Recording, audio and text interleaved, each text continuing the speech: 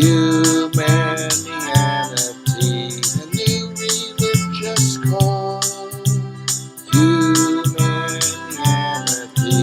religion for us all. Humanity, now we all can see. Humanity, how much better we can be.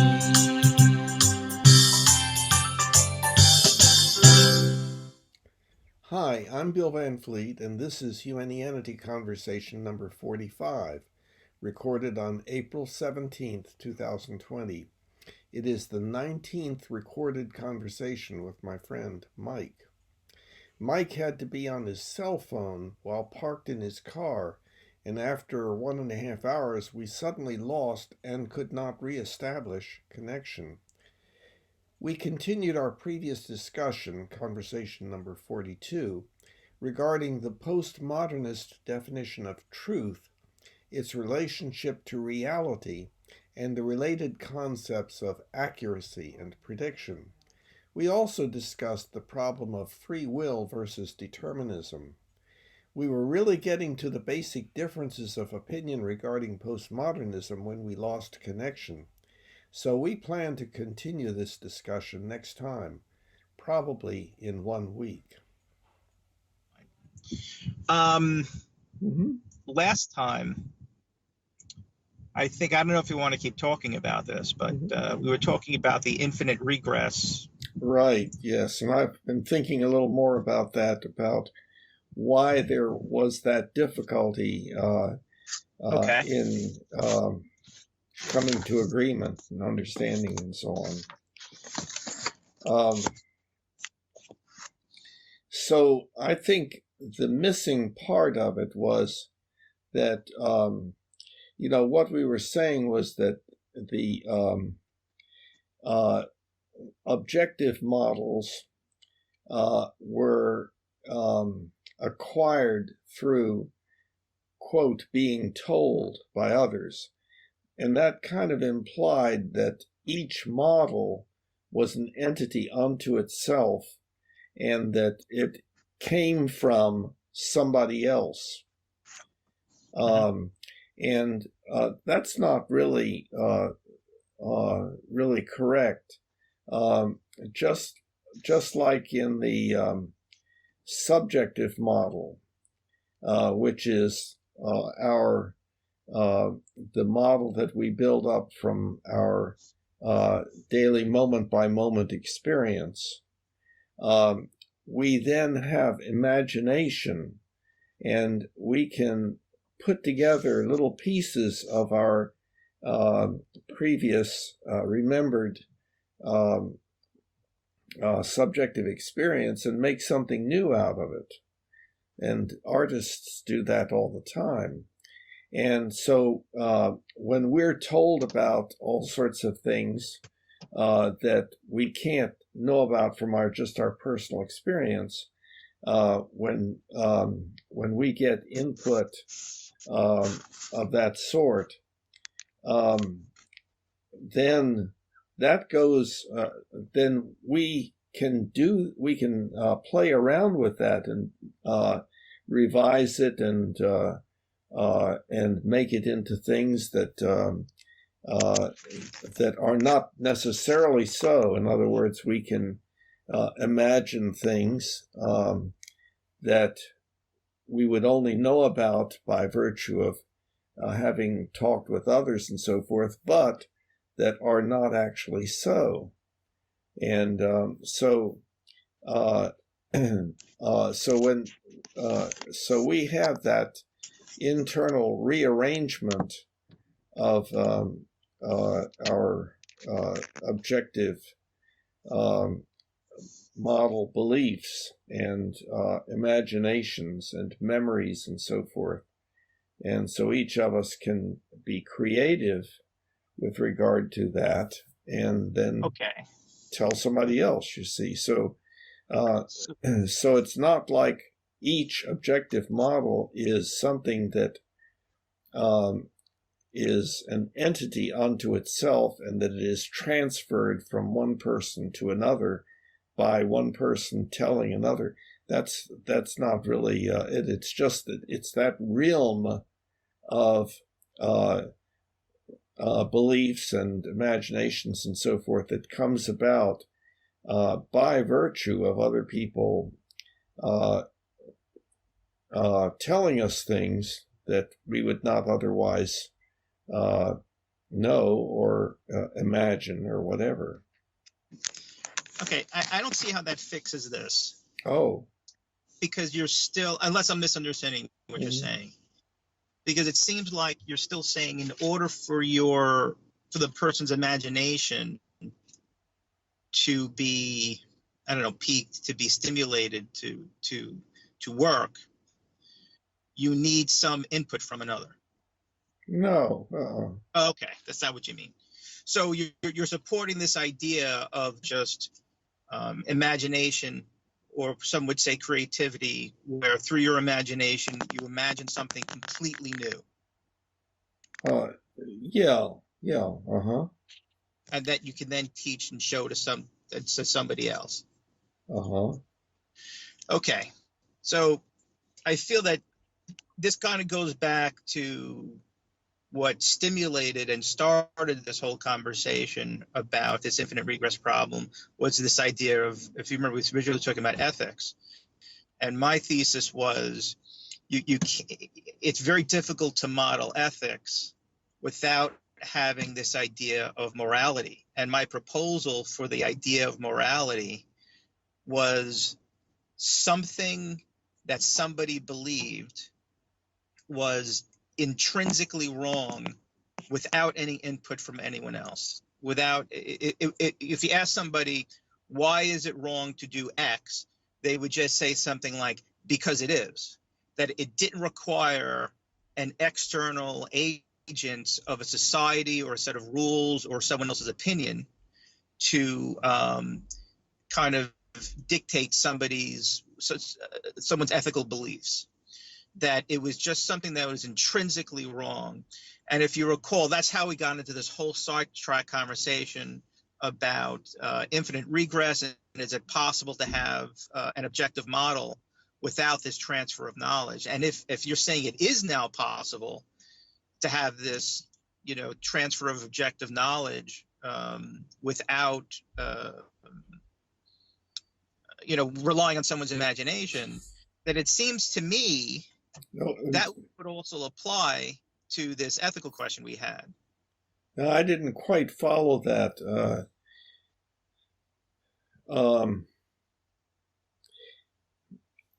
That you're talking about a transfer of something, and there, let's see, there was something before that also, but I can't recapture it. Let's go back over what you were saying. Well, I think it'll come out naturally what I'm saying if we go back to what we originally talking about before we got on the sidetrack, which is this idea of having an ethical model that is without this idea of morality. And, okay. To define it. Okay. What is a moral? Okay, in the first place, like on the website, I state that on the website I don't use the term moral or morality because it mostly means the same thing usually as ethics, but some people will make some kind of distinction, but there's no clear-cut accepted distinction between morals and ethics and so forth. Now, the second thing is you're talking about a person saying, well, it's wrong. I just don't know. I don't know why it's wrong. It's just wrong. Well, okay, we can say that, yes, the person has the belief that some particular behavior is wrong, and they don't remember or know how they got to believing that and feeling that way. That doesn't mean that it was not acquired from the culture beginning upon entry into the world from out of the womb. Well, this is how we got into this side conversation about the objective model. So I propose that, and I think there are people, I think there would be a lot of people out there in the religious sense, or just maybe not even in the religious sense, that if you ask them why it's wrong to do something, they wouldn't say, they would be very definitive and say why they think something is right or wrong to do. And if you ask them to say why, they would just say because it just intrinsically is wrong, let's say, or it's just intrinsically is right. It's just intrinsically wrong to eat children, and or to eat an infant. And if you kind of ask them, why is that? And they would just, no, it has nothing to do with society. It has nothing to do with what I'm taught. I know where it came from. I believe it's wrong. And my thesis, which I think is supported now that you're saying imagination can contribute to objective knowledge, you don't necessarily need society or some kind of external agent outside of yourself to make that determination. Your own imagination can tell you it's intrinsically wrong for me to eat an infant. Okay, but your imagination is a process that is going on that is determined by your whole past history. And that past history is a history of being embedded in a culture surrounded by other humans, initially mother, and then family members, and then the wider culture and so forth. And so there are a lot of things that have happened that shape how we think and how we feel, that we can't remember specifically. So it just feels that way. And I could imagine that there could be a culture in which the eating of infants would be considered okay under certain circumstances. Yeah, I see where you're going with it, and I agree with what you're saying in the sense that in certain situations it might be okay, but nonetheless, I think that is not relevant to the idea of whether or not somebody can say it's intrinsically wrong to do something. So I guess what my point is, it's possible in that culture, imagine that culture where it is okay to eat children in certain circumstances. There might be somebody in that culture that just says, well, no, it's not. It's intrinsically wrong. Yeah. So I think now, that why would that be happening to that individual in that culture? We don't know. But there was something in that person's life, some situation or events or something that led to that way of thinking. Well, so, now I think what you're talking. We're getting into free will versus determinism, I think. Yes, of course. And I think that's that's a complete open question. Are you a product of your history, or a product of your own agency, or a combination of both? Is your agency a function of the past and what you've experienced? I kind of personally lean a little more towards the determinism part in this context, where I would really see what you're saying, that who that person is and the decisions that they make and what they consider to be a value and ethically right and wrong, at the very least, has to be hugely impacted by their experience. So whether or not they're capable of overriding it, the degree to which they're capable of being overridden is maybe deterministic. But I've thought, I've listened and read a lot about it. I think this whole question of determinism is made under a false pretense. Every discussion of determinism I've ever heard views time. It takes an eternal takes an eternal, what I call to be an eternal viewpoint of time, where when we talk about determinism, we're stepping outside of how we experience time, which is this always in the present moment, and we're imagining this time continuum of everything that happened before and could happen in the future. And looked at it that way, determinism is certainly possible because the past exists and the future exists and the present exists. But that is not how anyone experiences time. The only way we experience time is in the present moment. So I think in the context of human psychology, I don't know if, I'm going to say something very controversial. I'm not sure that the past and future actually exists. Okay, but it's the product of someone's imagination. So I'm not sure where I stand on that free will versus that's my most recent thinking on free will and determinism. Well, you have forgotten what is stated in book 3 on the mind-body problem that at one time you read, and because I haven't forgotten about it. I remember what you talked about it. Well, I don't see, and I think but I don't think that helps us to answer this kind of question about what motivates it. What motivates that person thinking that the eating a baby is wrong? Yeah, but going back to the mind-body problem and free will versus determinism problem, you were speaking just then as to whether the correct thing is determinism or the correct thing is free will, and which is the way the problem is generally looked at. But in the book, there's a different viewpoint arrived at, that there's a third alternative. And to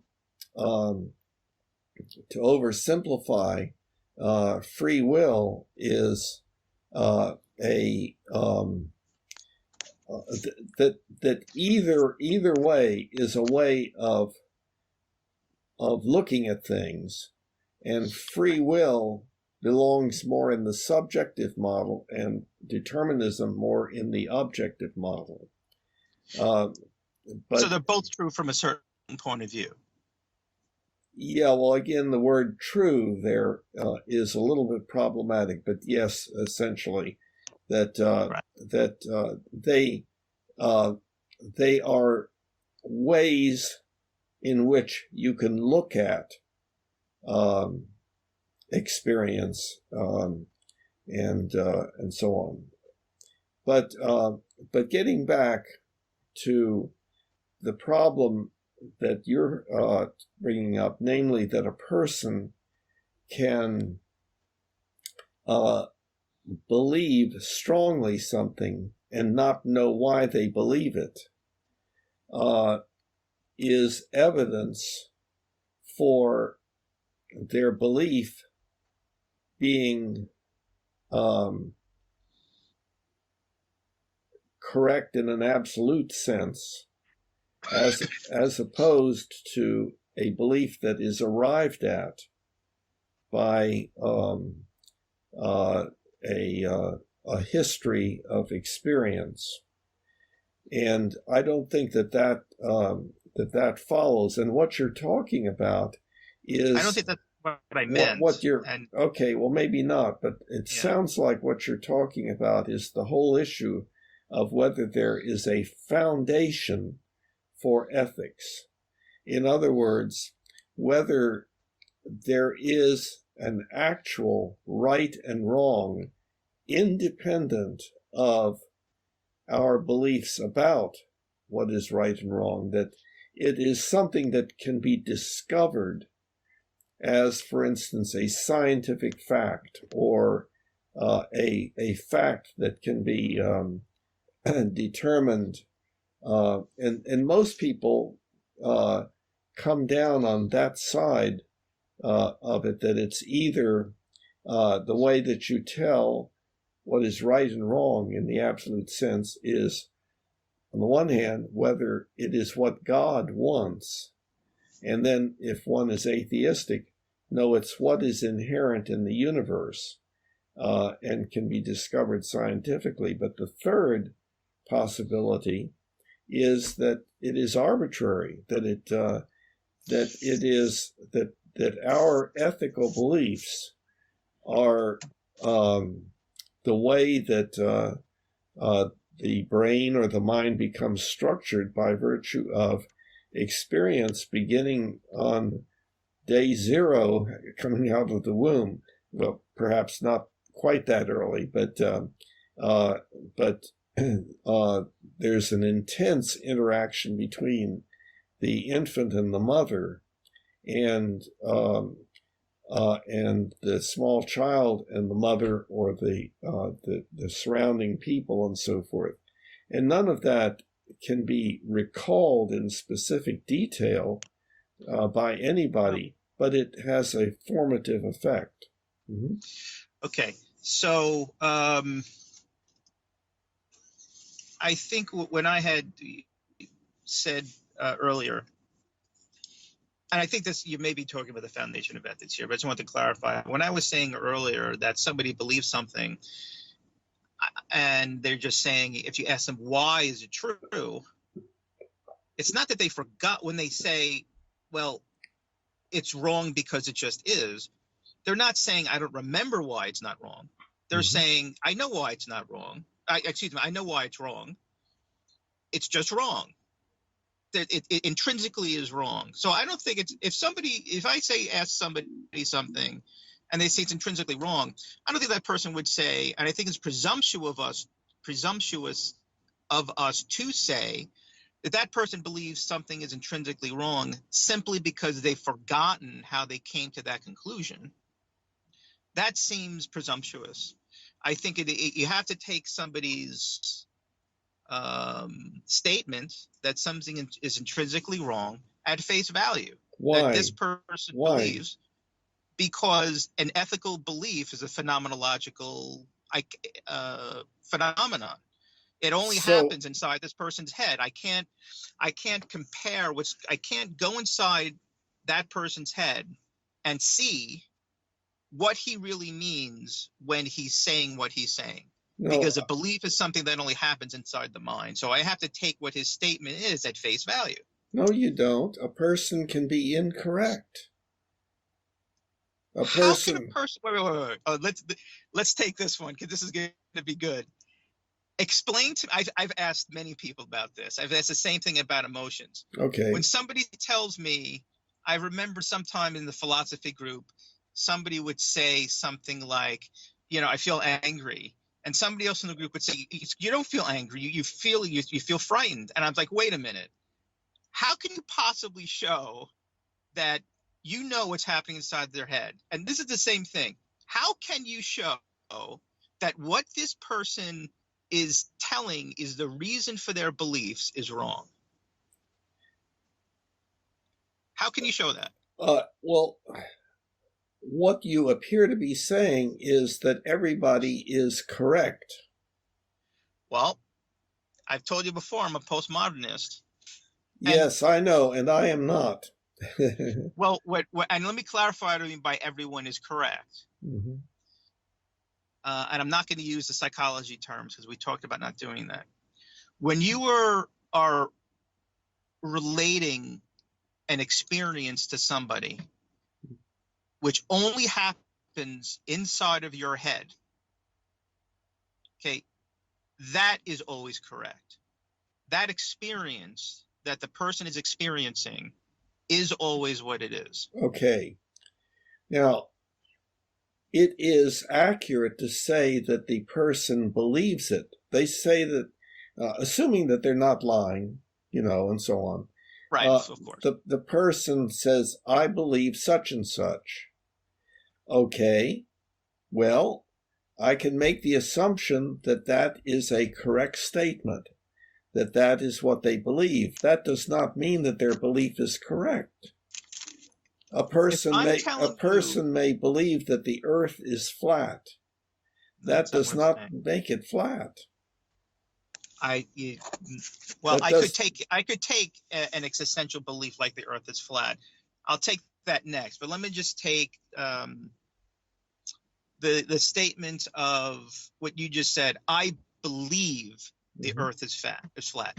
Mm-hmm. You can't argue with you. You cannot prove that this person doesn't believe the Earth is flat. No, I understand that Okay, the person may believe that it's flat. So within that domain, the domain of belief, it's not arguable, because belief is a phenomenological. It only happens inside that person's head. I understand what you're saying, but just because a person has a belief does not mean that the belief is correct. I will take that next. Okay. But this relates to what we said before about the person believing that something is intrinsically wrong. They may be incorrect. But ethics happens inside the mind. It's a phenomenological event. There is nothing that's something that's made up in the human mind. Ethics don't exist without humanity. Does ethics exist on the moon? What the person is reporting is a feeling that doing a particular thing is wrong. When they imagine doing it, they get a feeling like, uh-oh, or whatever it might be. They are reporting accurately what is going on in their mind, but that does not explain at all why they have that reaction, or how they acquired it, or whether others would agree with it or not. All of that's irrelevant to the veracity of that person's statement that they believe X. Right. When they say, I believe such and such, the person is correct that that's what they believe, but that doesn't mean that the belief itself is accurate. How can you, but in the domain of ethics, my thesis is at least, any ethical statement is in that domain, is in the domain of the mind. You cannot show or prove or test in any type of way at all that I could ever think of in 10 years of thinking about this problem, that an ethical belief is either intrinsically right or wrong. So therefore, it only exists in the person's mind. It exists in the human consciousness. If we can remember about legitimization of ethical beliefs, we can say whether or not this ethical belief is consistent with the ultimate ethical principle, or even just a higher level ethical principle, and certain other existential beliefs, which, if assumed to be true, lead to the truth, the logical truth of that belief. In other words, the belief is legitimized by a higher level ethical belief and existential beliefs or definitions. If you're a Humanian and believe in rational ethical beliefs, but there are lots of people out there that don't. Right. And there is no way of showing that the Humanianity perspective is intrinsically correct. No, that's right. Because it's simply a belief system. So that's my point. Well, wait a minute. Wait. No, it's not. There can be many, many different Humanian belief systems. We are not in agreement about many of our existential beliefs and so forth. The Humanianity only is referring to our increasingly using the Humanian ultimate ethical principle, even if we're not aware of it or putting it into words, and rationality. And but of course, this is something that is new and developing within our species. So indeed, you're right that a lot of people have an ethics that does not appear to be consistent with the Humanian ultimate ethical principle, and it doesn't bother them. You know what this is like? Let me try to make an analogy for the point I'm trying to make. I forgot the definition of it, and I can't look it up on my computer. What's the cartography? Cartography has no meaning outside of human existence, right? So the boundaries of the United States of America is basically something humans imagined that will cease to exist once they're gone. Okay, and that the way that is referred to on the website and by me is that some things exist by definition only. Right. Okay. Ethics are the same. They exist by definition only. Therefore, it is not possible outside of the domain. I don't agree with that. Wow. Okay, explain. Okay. I'll need to. Well, don't agree with what, Bill? I'll need to oversimplify. Okay.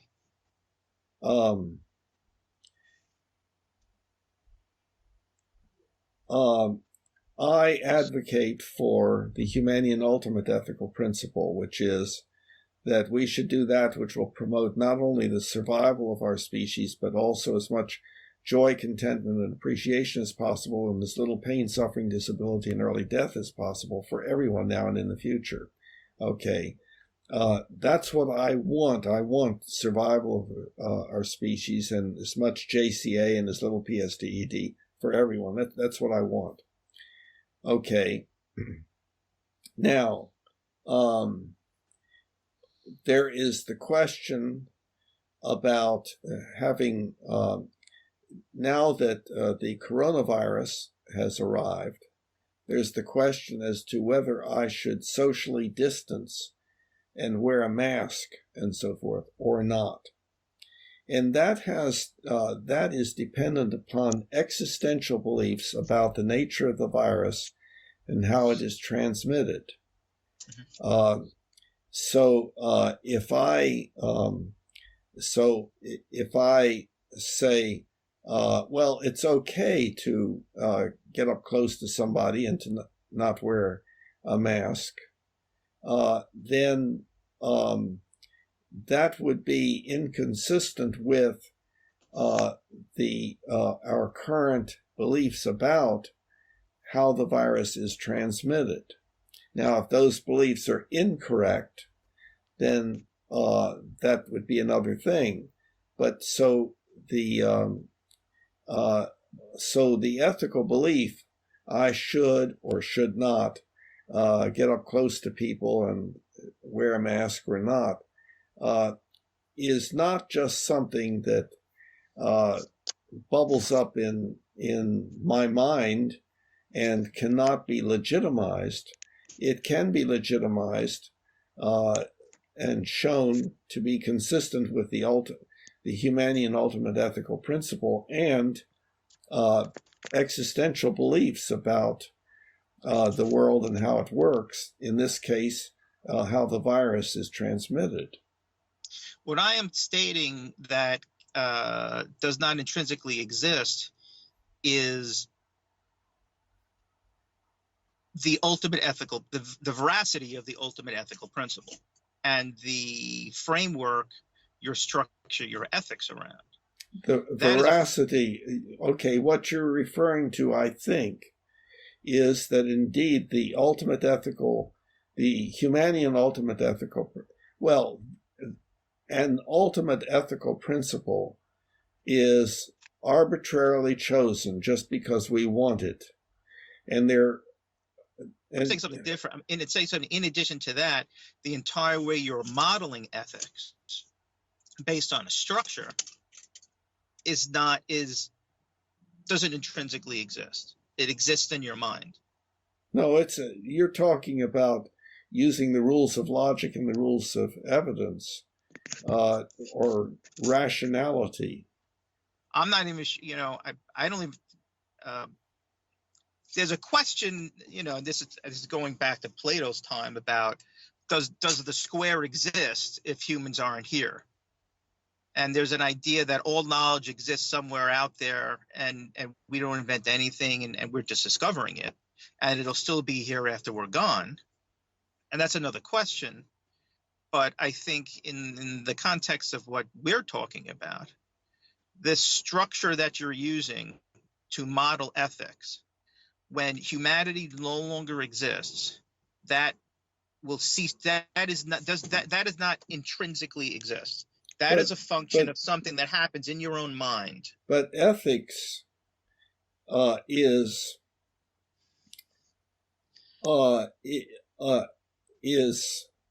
a phenomenon associated with, in the case that we're talking about, humans. Human ethics is not going to exist if humans don't exist. But chimpanzee ethics still exists when there are chimpanzees. When there are no longer any chimpanzees, then there's no chimpanzee ethics. I understand that. But ethics is the phenomenon of the cultural induction of ethical beliefs. Ethical beliefs meaning the belief about what I should and should not do. And of course, the naturally occurring ethics is authoritarian ethics. But we're coming up with this new ethics, the ethics of the social, rational ethics associated with the social contract. And but if we take out animals, there's no such thing as ethics. And in fact, many animals don't have any kind of ethics. Okay. So that's important. So if ethics don't intrinsically exist, okay, they only exist inside the human mind, then I propose it is impossible to state whether a certain ethical belief is right or wrong, or a certain system of modeling ethics is accurate or not. It's a free-for-all. It's basically whatever you can imagine is right. No, it's you start with what the ultimate goal is and say, okay, we should do that which will promote that goal. And then there's some things will promote it and some things will not. And that has to do with our existential beliefs about how the world works, what exists and how the world works. Okay, I still I'm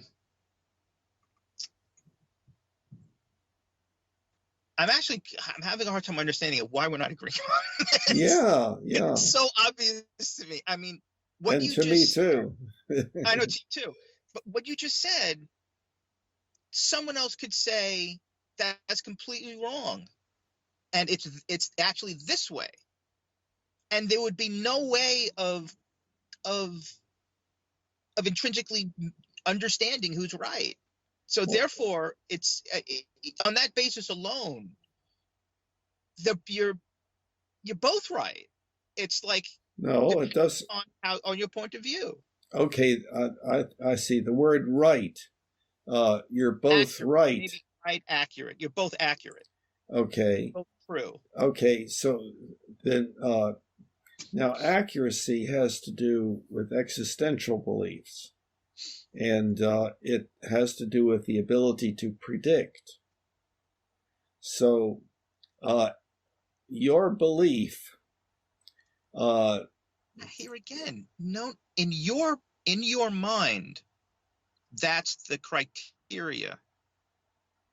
but it doesn't necessarily have to be. For my mother, I can tell you, I mean, that's not at all.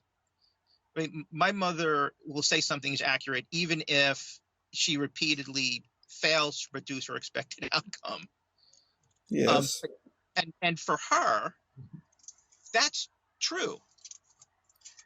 Her system works. Her, okay, for her, what you're saying is that's what she believes. So she may believe that there's no such thing as coronavirus, but she would be inaccurate. I'm saying that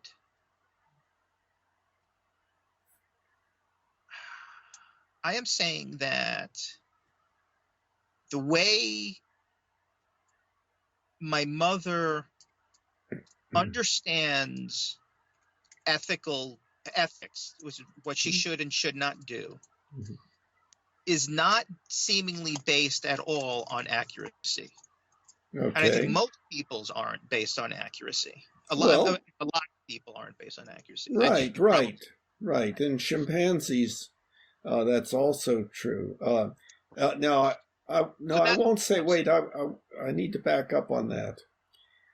Accuracy is one part of it, but as we know, what naturally occurs, probably because it has some survival value, is superstition. In other words, if we imagine danger to be present when it is and when it is not, then we will at times do unnecessary avoiding, but we will also be doing the necessary avoiding. And so it's like you can be overly cautious or insufficiently cautious.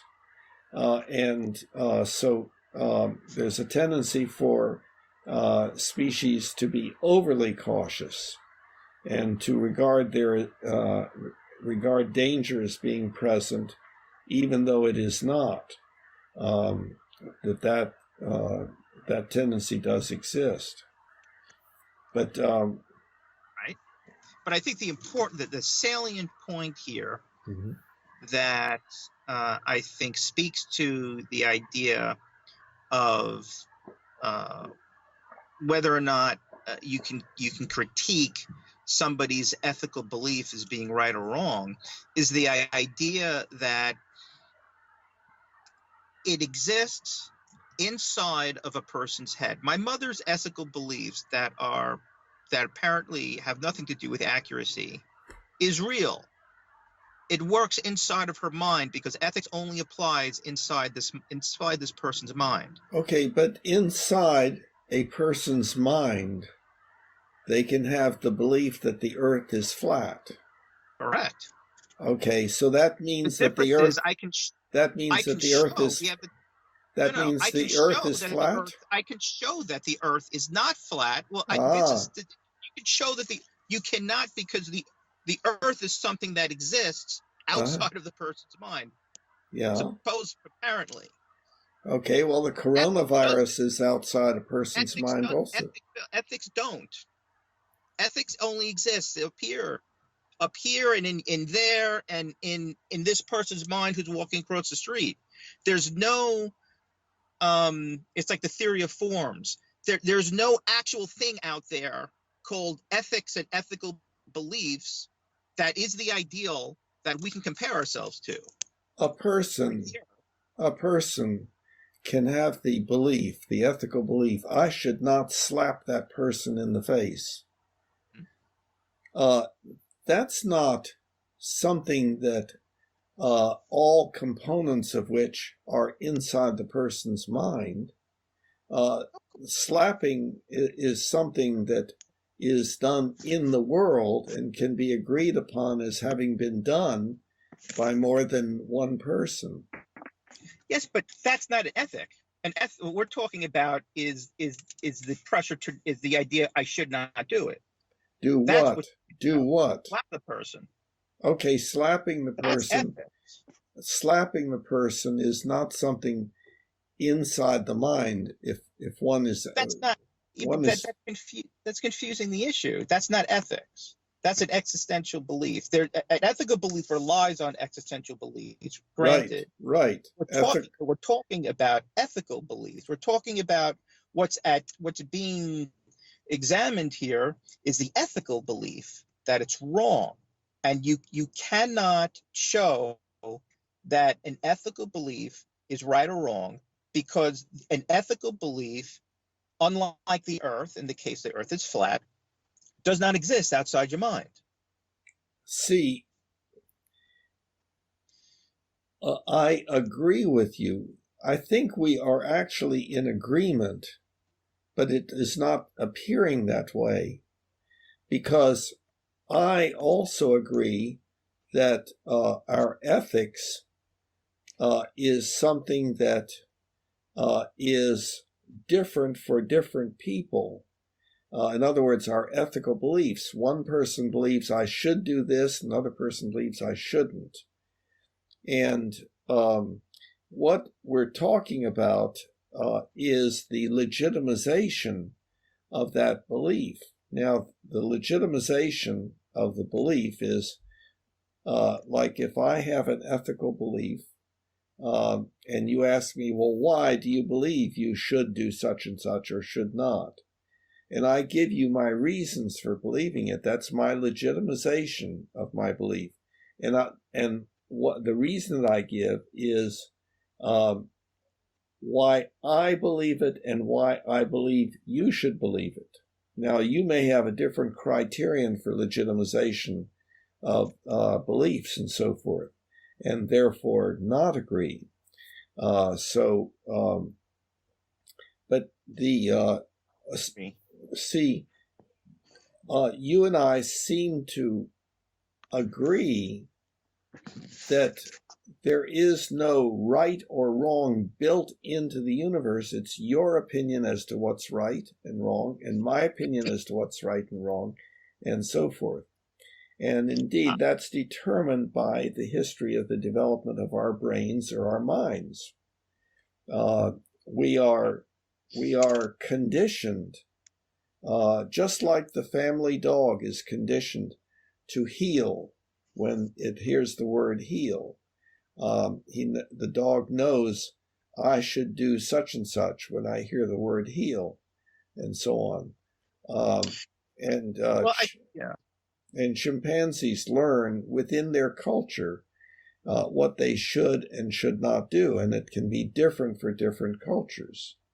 Well, I think you hit the nail on the head then. I think maybe you see, for me,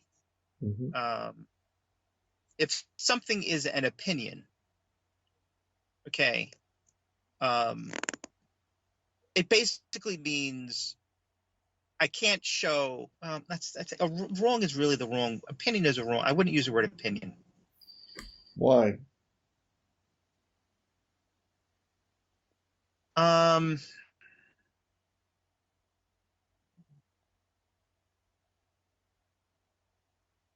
Because it's just not what I was trying to say.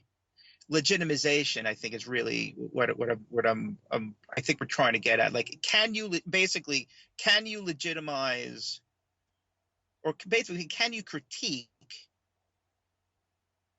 an opinion? And I would say yes, you can. So you can critique a belief. What does that mean? But you can critique it. You can try to show it's wrong. You can try to show it's right. You can make arguments against it. You can make arguments for it in any kind of domain, logical domain, existential domain, whatever it is. But I'm not sure about domain here, but go ahead. But I think what's happening is there's statements being made, and at least what I perceive in my understanding of our conversations, where we're going a step beyond critique, and we're saying ethics, the way ethics actually exist are the way we're modeling it in your mind and my mind and another person's mind. I'm sorry, say that again. Wait, say it again. I think that when we're talking about for example, No, thinking of the situation. just what you said. I'll just say what's said again. Okay. I think in our conversations, we're going beyond just critiquing someone's idea of ethics and the way they might structure ethics. We're actually going further and saying the way they're doing it is not accurate. It's not right. Well, It's what do you actually, mean by critiquing? well, that's my point. Critiquing.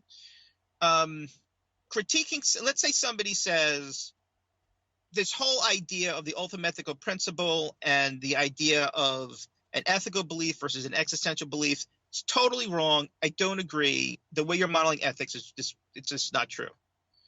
Critiquing that belief would be, why do you believe that? What did you think about this? Let me argue against that. Did you think about the other thing? And going back and forth. But I think, and that's fair. But I think what we're doing in our conversations is when we're thinking about those people, we're making assumptions that the way they're thinking about beliefs is not accurate. It's different. It's different than a critique. We're assuming that, in my opinion, I think we're assuming that the way we're thinking about, we're assigning a universality to the way we're thinking about ethics. No, I That think this is the way everybody should do it and is doing it, whether they know it or not. For example, even if somebody says to us, I intrinsically believe it's wrong to eat children, well, we know based on our belief system that there must be some reason they believe it, even if they're not aware of it. They're just not aware of it. That's a very dangerous situation. That's what psychoanalysis does. They kind of say, well, even if you tell me I'm wrong as a therapist, it just means you're being defensive. You're really doing what I believe you're doing. You're just not aware of it yet. That's a very dangerous way of thinking, I think. well, I think that I think that you're making the assumption that I'm saying some things that I'm not actually saying. In the case of psychoanalysis, the analyst could be correct or incorrect. And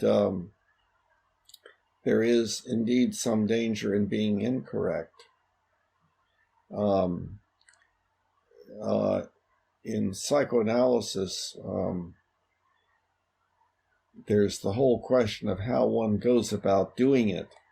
And just telling the patient, this is what you believe instead of that, or this is what you're feeling instead of that, is not really what good psychoanalysis is like. But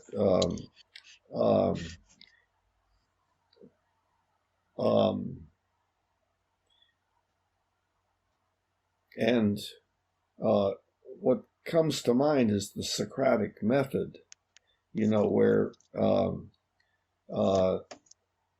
some student of Socrates makes some statement, and Socrates doesn't say it's wrong. He asks, well, why do you say that? And well, why do you say that? And well, why do you say that?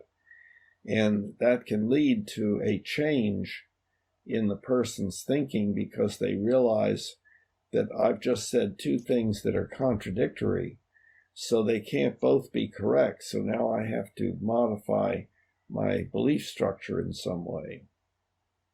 All right, I'm going to go take a step out on the limb here. Okay. And say, and I'm a firm believer in the Socratic method, and I live my life according to it. Mm-hmm. But I would also say that there are stories in Plato and in the various books of the Socratic method failing for people, sure, and the person not changing. Sure. And it's interesting. It's interesting how the kind of assumption that's made in the book is this person who failed to be reached by the Socratic method is somehow kind of a lost cause. Like, and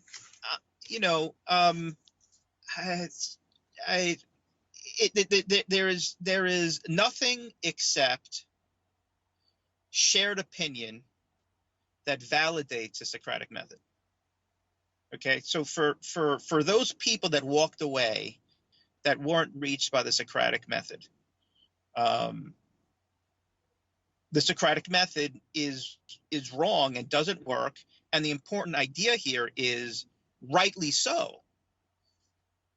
See, the Socratic method, I always, if you remember the last conversation we had, I said that in my way of understanding reality, truth is different than reality. So this person who walked away from the Socratic method and wasn't reached, it is actually true that the Socratic method doesn't work. Well, we know that for that person, in that person's mind, it's true. We know that procedures that we engage in that may be highly successful occasionally will not work.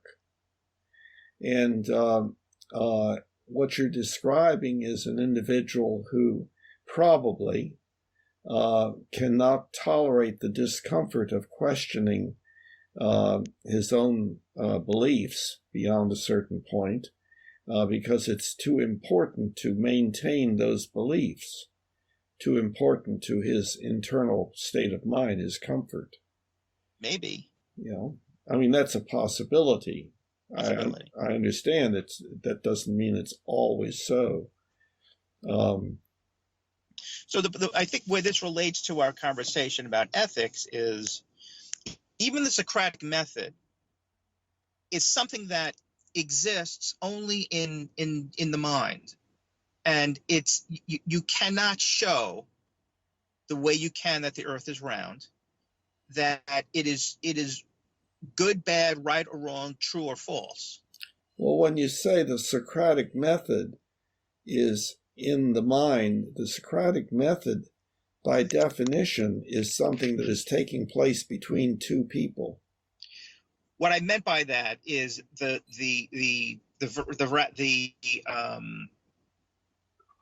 benefit, the veracity, the accuracy of the belief in the Socratic, the belief that it works. Well, yes. Well, one person may believe that it works, and another person may believe that it doesn't work, or that. So what is that? So what's the conclusion there in terms of what actually is? Does it work or not? Then you could do a study. You would have to define what consisted of it working and what consisted of it not working, and run your experiment and see what hypothesis is confirmed, namely that it does work or it does not work. And you probably come out with it works, a certain percentage of the time. See, this is what I think. This is the difficulty when we're talking at this level and of this accuracy of things. The idea of solipsism really gets involved. The idea of postmodernisms get involved, and we always come to this thing where, when it comes to many, many, many things and many, many beliefs, I have a very difficult time accepting something that I hear to be universal. So when you just said, well, the Socratic method, we can show it works if we run a study and this, that, and the other thing, but the idea of something working to somebody like me has 8 billion different realities associated with it. So you can show that the Socratic method works by studies, and there could still be people out there who don't believe it works. Well, correct, of course. Right, and for those people, this is where it gets really trippy. For those people, it doesn't work. That is a metaphoric way, or a linguistically tricky way of saying that they just believe differently. I know that the postmodernist says, well, what's true for you may not be true for me, and vice versa. You see, here's where I do have a problem with the word "they just believe differently," because the word belief doesn't capture the entirety of what's happening. How do you mean? There's a difference between truth and reality. Reality is reality, whether the Socratic method works most of the time or not. Truth is something different. Truth is something that exists inside of someone's head, which is why Donald Trump can be right and wrong at the same time. And the earth can be, I know this is going to sound trippy, in terms of truth, not what is, the world can be flat and round at the same time. Because there are people out there who it's true that the world is flat. See, I understand what you're talking about, and it's described in my first book. And it has to do with how the meaning of the word true or truth there can be more than one meaning, and that people can assign different meanings to it.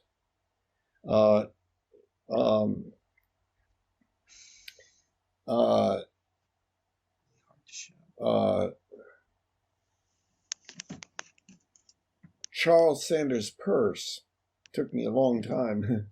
Charles Sanders Peirce defined truth as that opinion toward which all opinion would tend if it tended indefinitely toward fixity.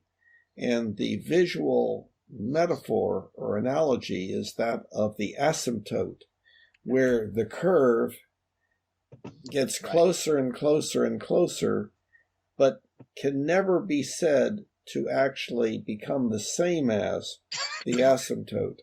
And so that is a way of saying no matter how certain we are about something, no matter how many people agree, even if everyone agrees, it could turn out that something might happen that would cause people to say, whoops, we've made a mistake. The question, the basic, I think the most basic concept in this area of, quote, truth, reality, and things of that sort is prediction. And also from the Mind-Body Problem book, which is available free on the website, book 3,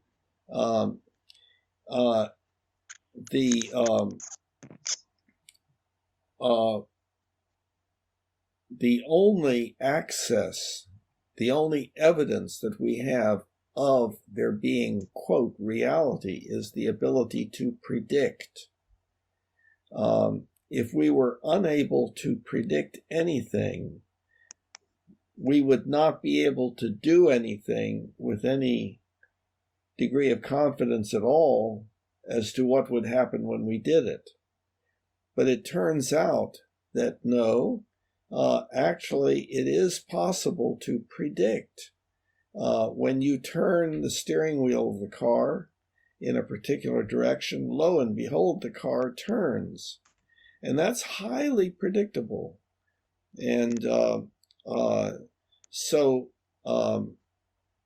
the concept of accuracy has to do with the ability to predict. And of course, when we predict things, there's, generally speaking, a margin of error. But on the other hand, very often our ability to predict is quite satisfactory for the purposes that we that we have. So, for instance, with our knowledge of how the coronavirus is transmitted, we can be pretty accurate that we can reduce the frequency, the current frequency of infection by social distancing, wearing of masks, and things like that. So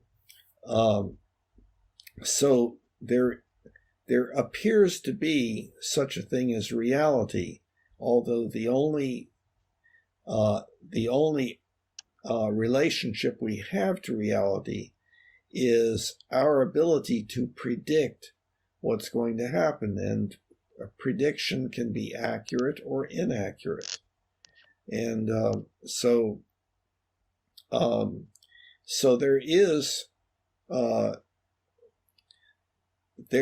the possibility of saying that a particular belief that a person has inside his mind is accurate or inaccurate.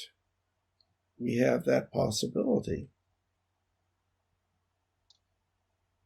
If and that possibility is valid if you subscribe to the idea that accuracy is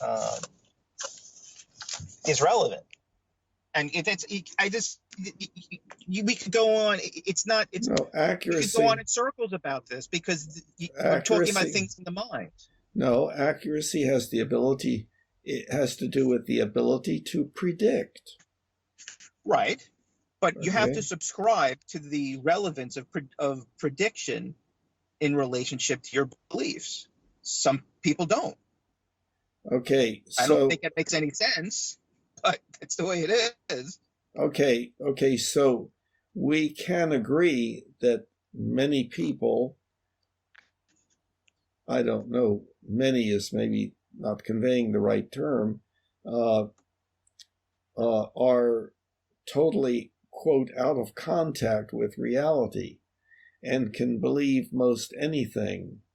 But that doesn't mean that their beliefs are accurate. That they would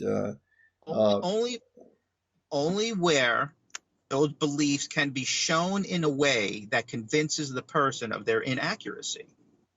And the key word being convinced the person of their inaccuracy. No, a person can be unconvincible. And in fact, we know that it is very difficult to convince people of things that are contrary to their belief systems that produce a certain amount of comfort for them. See, this is one of the biggest reasons why I advocate this idea of truth being different than reality. Is for just the reason you're talking about. This failure to recognize this causes so much pain and disaster in the world that it's just mind-boggling. The idea that, for example, Christians' truth and Muslims' truth are both true and valid, even though they're opposite, is what causes one side to say they're right and the other side to say they're wrong. So I might as well kill them. What causes atheists to critique, theists. It's what causes theists to critique. If people would understand truth is different than reality, and you can have truth at the same time that's polar opposite, their whole perception of the world would be different. I know the postmodern idea is the way we can stop fighting is to say what's true for you may not be true for me. So truth No, not true for. What true for you is truth for you. What's truth for me is true. That's what I was saying. Well, no, you're saying that's I the told you it was something a postmodern. little bit different. That's as if I think what I hear a lot of people in that statement say is that postmodernists believe there's some truth out there that's real, and I can have my truth, you can have your truth, and we can agree to disagree. That's not what I'm saying. I think I'm going a step further. It's actually true. for Tim, who believes the world is flat, it is actually true the world is flat. It's true. For me, who believes the world is round, it's actually true the world is round. See, that I understand what you're saying. That is a different way of using or defining the word truth. Mm-hmm. Truth can be defined in different ways. And the postmodernist wants to define it as that way in order to avoid conflict and fighting. And so they say, well, if you believe it, it's okay. It's okay because it's true for you. What I believe is true for me. So truth is relative, and so we just go have a beer. See, as a postmodernist, I'm not saying it. I'm not adopting this belief because I think it'll lead to world peace. I think that's just might be a consequence. I actually believe this because I believe it's actually true. I don't. Truth is. What do you mean actually true? It is actually true that it is actually true that the world is flat in Tim's world. In Tim's mind, it's true. It is actually true that he believes it. It is actually true. No, it's true. What do you mean by actually true? What is actually true? I'm trying to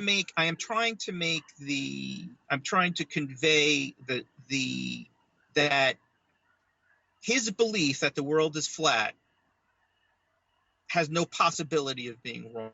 It is true. It's true the world is flat. That's incorrect. No, it's not in Tim's mind. The world's flat. In Tim's mind, he believes that it is flat. That's where I don't think but when people say it like that, when people say it the way you're saying it, I think you're failing to step into Tim's world, Tim's mind accurately. I don't think that's correct. To understand how he experiences things. I understand that he experiences it that way. For example,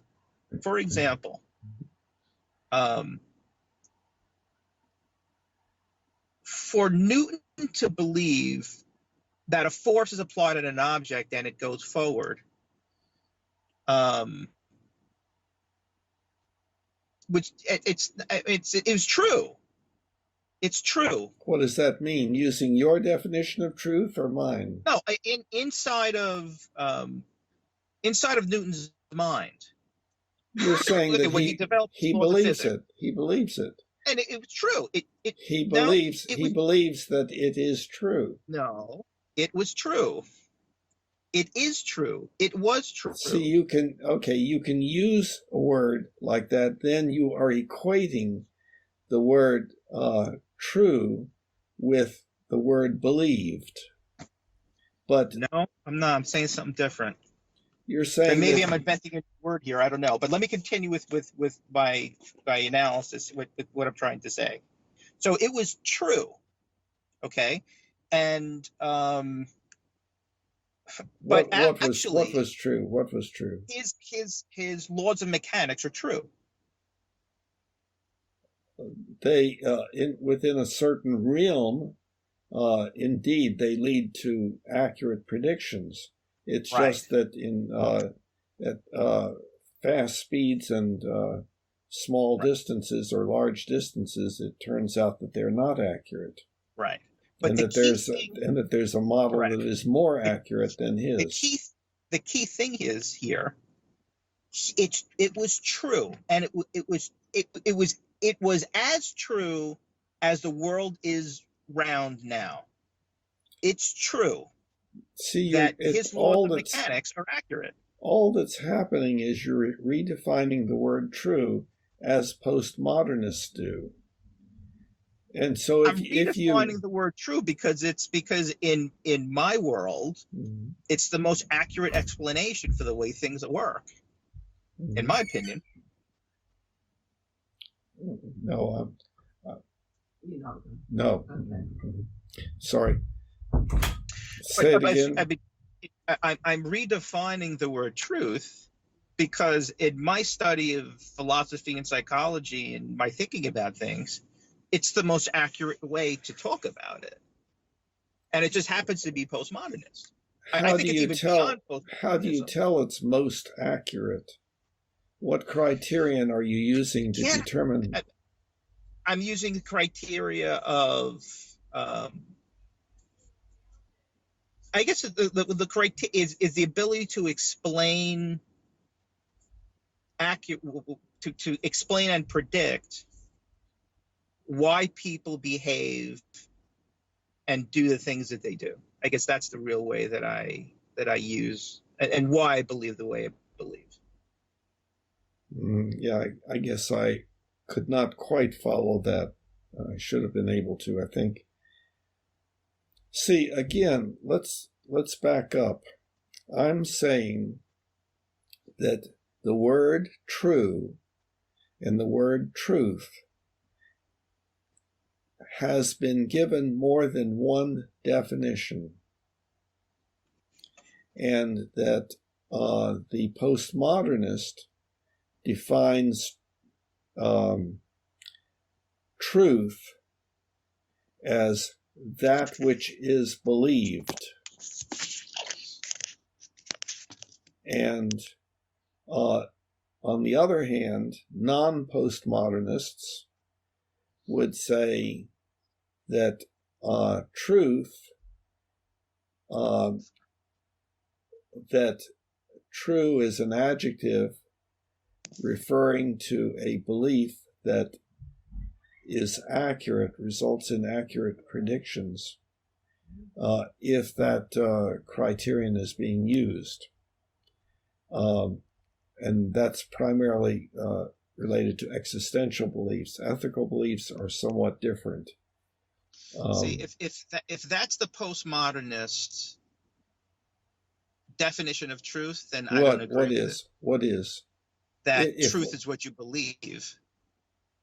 Well, that doesn't go far enough. That's equating truth with a belief. Right. That is. Okay. Well, can you explain because not go far enough. Because it doesn't sound like what you have been saying. You've been saying, well, if so, this is where we lost connection. So we will continue next time. Humanity, now we all can see. Humanity, how much better we